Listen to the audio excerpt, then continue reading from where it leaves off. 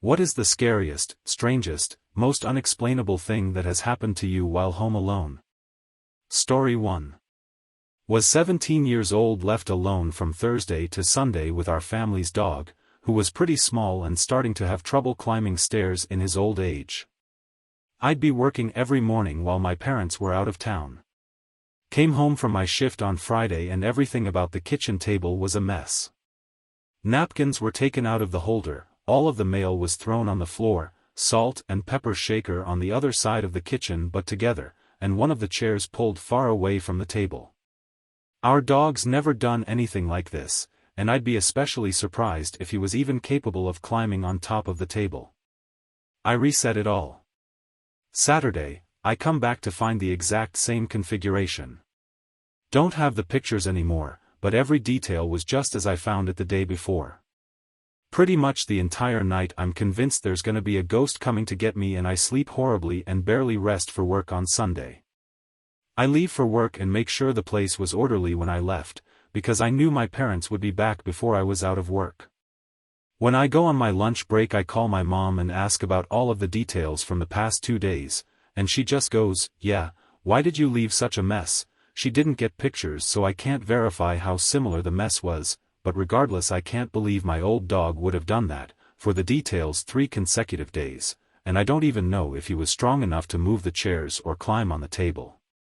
Only time anything like this ever happened while I was left alone. Story 2. Not home alone but only one in right side of the house. Went to my mom's bathroom to wash my hands and saw a pair of feet behind the half-open door. Laughed and said, "Very funny ma, I see you," then finished up and left.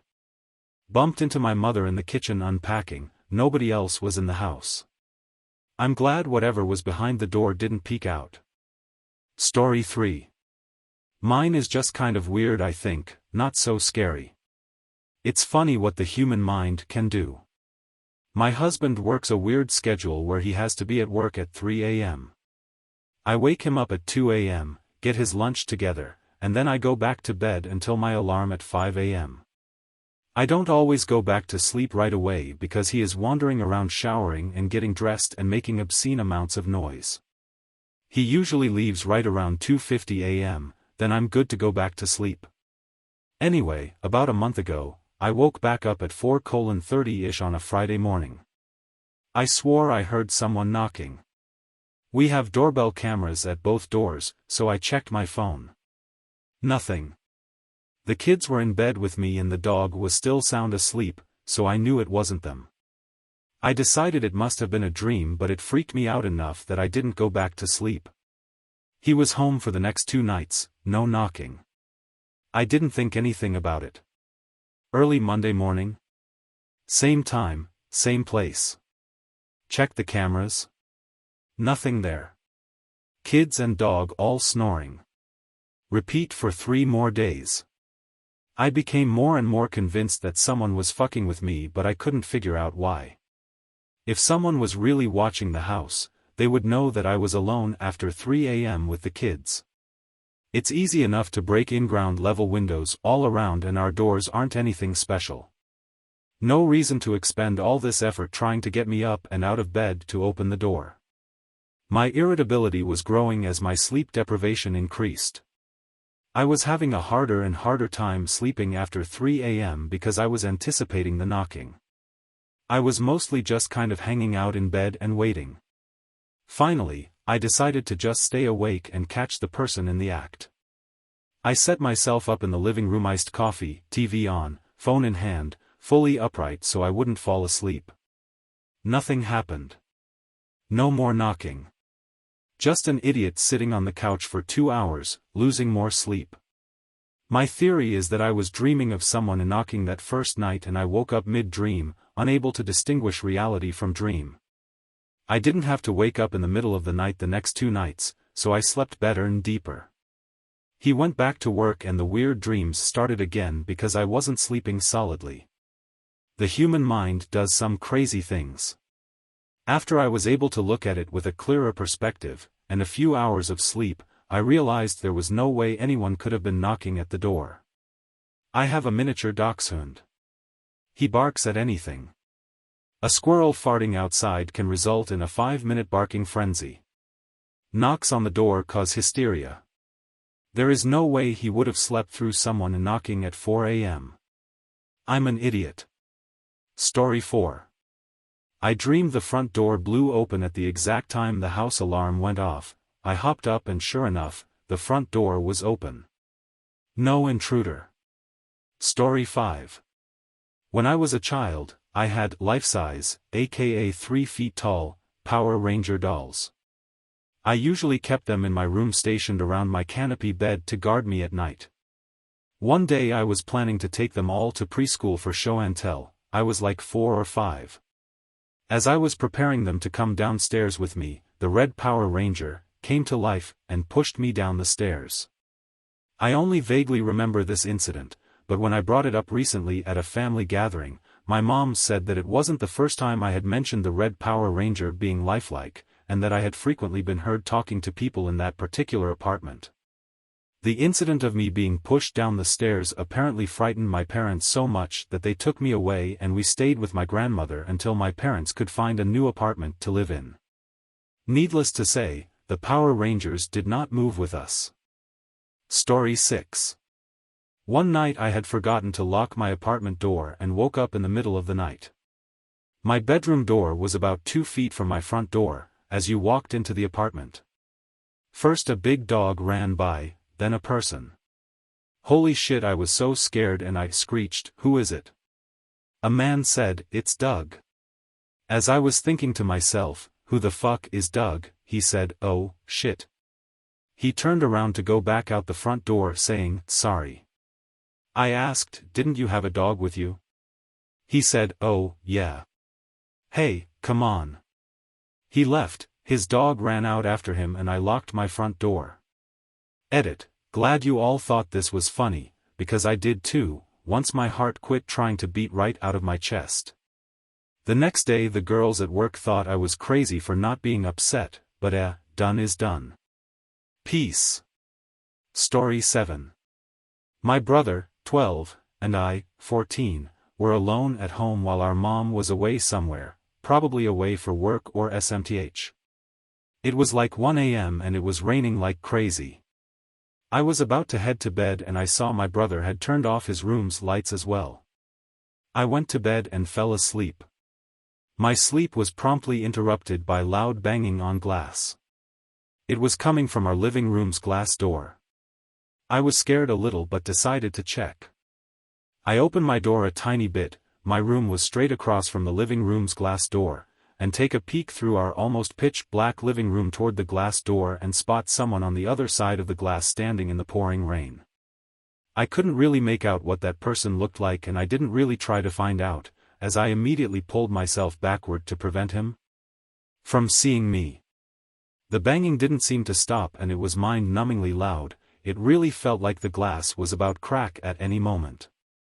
I got on my knees and hands and tried to crouch toward my brother's room checking if he's okay. There were some chairs in the line of sight towards the floor so while crouching it would have been hard to spot me. I got to my brother's room and opened it. He was terrified sitting in his bed in the corner of the room. And just as I was about to grab the phone and call the police the banging stopped. I decided not to call because I am introverted AF and I honestly was just really tired so I went to sleep. To this day I do not know who that was. Story 8. My sister and I were home alone and we heard someone big running up the stairs. The stairs make lots of noise with slight pressure so when there's someone big on them you can tell. I went out of my room to check but saw no one anywhere and my sister also came out of her room and she asked if that was me. I said no and we both looked around to see if there was anyone but found no one in the whole house. We were confused and called our parents and just waited until they got back and that was that. Story 9. Not really home alone but when I was little I remember as my dad was taking us to bed, I ran up first to sneak behind my bedroom door. The plan was to jump out and scare my brother before bed, as my bedroom was just opposite the bathroom and he had to walk past it to get to his room. However, behind the bedroom door was 2 strange men hiding. One had a beard and long hair, the other I don't clearly remember, but think he was very skinny. The guy with long hair whispered to me to go away, so I calmly went away and slept with my dad. Mum was working nights and this wasn't uncommon for me, so he never questioned it. I was rightly spooked, and didn't want to be on my own, but told my dad what I saw as I was petrified inside. Straight up thought I'd been told off by some creepy ghosts. We were robbed that night. My brother also woke up that night to go to the bathroom and saw the downstairs light bulb in the staircase. At the time he thought it was our mother, and would normally, if he got up early, run down and see her. For some reason he didn't go downstairs that night and instead hopped in bed with me and our dad too. When my mum came home, the downstairs was trashed and she was terrified something happened to us. She ran upstairs in a panic and found us all in bed safe and sound. Home insurance was able to salvage most of the losses, and we got a dog not long after that as a deterrent for thieves, which growing up never had another issue again. So I guess not really unexplainable but strange/scary story. Story 10. I managed to lock myself out of my house on my birthday during a tornado while trying to bring my cats to the basement for safety. I later found out that the tornado was approximately a couple miles or less from me at that exact time. The sky was green and it got weirdly calm, and then I could hear what sounded like a train coming before I found an unlocked window to climb through. Wild times. Story 11. Back in high school I'd usually be up all hours of the night playing games. I had a large dog at the time that would sleep in my room at night. It was 2 a.m. and I was finally headed to bed, but my dog wasn't with me, so I ventured out to find him. I made my way across the house to the kitchen/dining room combo.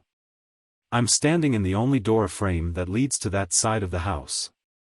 We had an island in the kitchen with a stool that the junk mail was usually kept on. So I walk up, call for my dog, and see him walk from behind the island to behind the dining room table set, knocking all the junk mail down as he did so. I huff and flip on the light, no dog. I freak out, scramble back across the house, and end up finding him in my parents' room. I regale the story the next day to my parents and younger sister, who often claim to see stuff in the house. My sister pipes up and goes, "Oh, that's the tall black thing. Yeah, sometimes it likes to crawl around on all fours." Big nope. Story 12.